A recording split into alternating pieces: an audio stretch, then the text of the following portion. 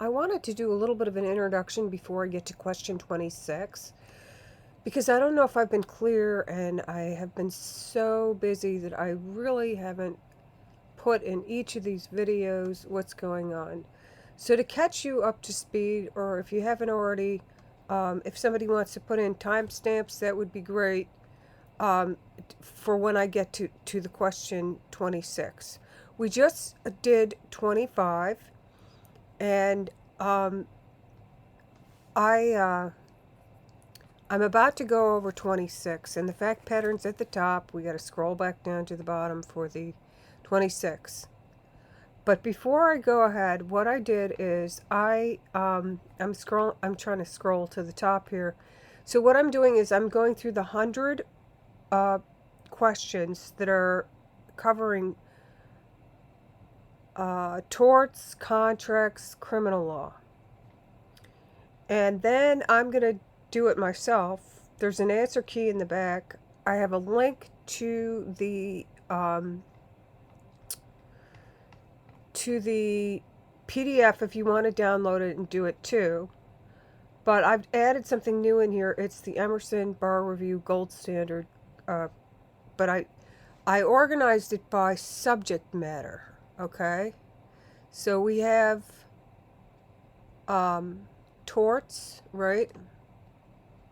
Uh, Hang on. Where is this? Okay, here it is. So we have this torts here, and I put it in order. I don't have it shuffled, but you could automatically go ahead and do that. But now, I told you before in the beginning that I was going to go in the exact order he's going in, take notes, and then report back. But the problem is, he starts out with torts, and torts is the first thing he does on day one. Then the next day, he goes to some other subjects like contract law and other stuff like that. So I just put the day two stuff in here, hour one, because the following days he devotes 3 hours. Then he has extra videos, which actually follow this torts. Okay, so what I wanted to do is group them together so that it makes more sense to me. And I think it might to you too. So basically, the first three or four he does is all on negligence. And he says negligence is going to be tested a lot on the multiple choice as well as the essays. He said about 50% of your torts essay questions are going to be on negligence. So, and also with your MBE. Now, with the MBE or the multiple choice, this particular document that we're working from is actually a 1L exam. It is not the same as the National Conference of Bar Examiners, but it's multiple choice in a similar vein. It's testing for the similar things. So, okay, so I'm going through all those, and these last ones are on products liability, but I really didn't fully get to that in the outline. So I've got another playlist in here that is called the Emerson, the EB playlist, where I'm taking an in order, putting in the notes to each of the corresponding videos. So it's not going to be in exact order as it is in this playlist. I'm going to, because this is intentional. No, this is defamation. I started watching this and I'm like, wait, this is defamation and we didn't cover negligence and products liability. So I went ahead and I watched the first products liability one and reviewed that. And actually, I'll tell you what, I actually learned some things that I didn't realize. For example, when he was going through the torts products liability and the negligence, he was saying how you can't get punitive damages, and he's explaining why, even if it was like warranted. But he said what you would do is you would go to contracts and file a suit under UCC, implied warranty or something like that. But basically, it wouldn't be a Norts. If you wanted to get punitive damages, you would have to do that in another, on another styled filing. So I thought that was really interesting, and I'm gonna cross reference. He also mentioned a couple of cases that I remember reading. I'm gonna outline all that. I don't have time right now, so what I was gonna do is I put the playlist for all the videos that I'm gonna be reviewing and outlining.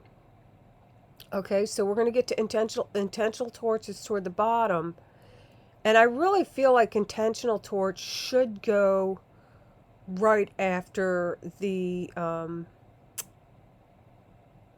this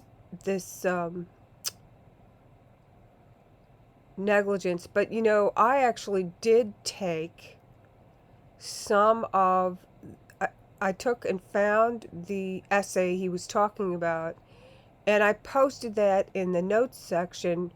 What I did is I took I don't know, there was a diamond case or something like that, and I put the video link under it, but it was in the notes. I wrote all the notes on the relevant law and stuff like that to review it.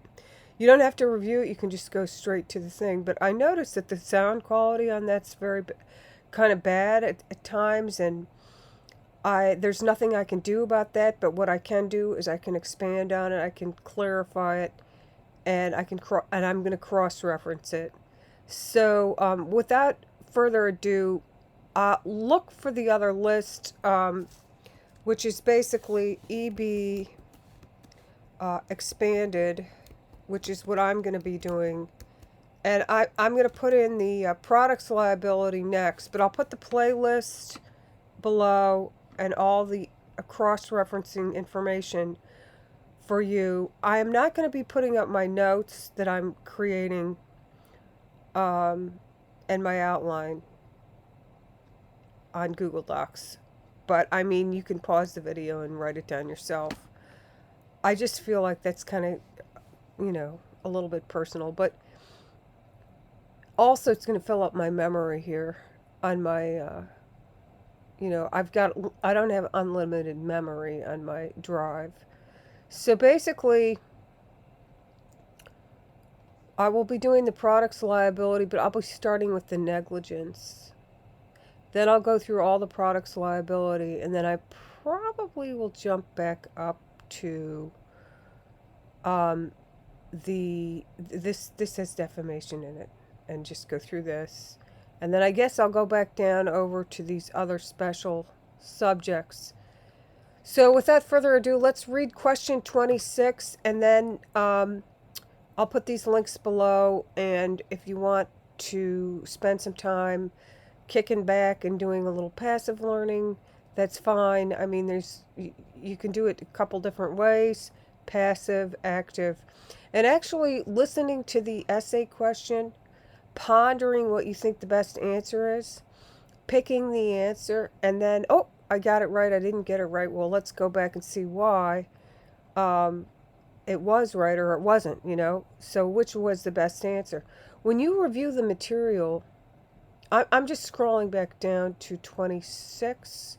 Actually, I have to read the top of the fact pattern and then go to 26. But I've been really super busy, so okay, here's the fact pattern. We're going to go back over it. For son's 7th birthday, father bought son a small bicycle at hardware. The bicycle is manufactured by Bikeco. A week later, son's sister, Sis, 17, returned home from college for Thanksgiving vacation. Son asked Sis to get out his new bicycle so he could show her how well he could ride it.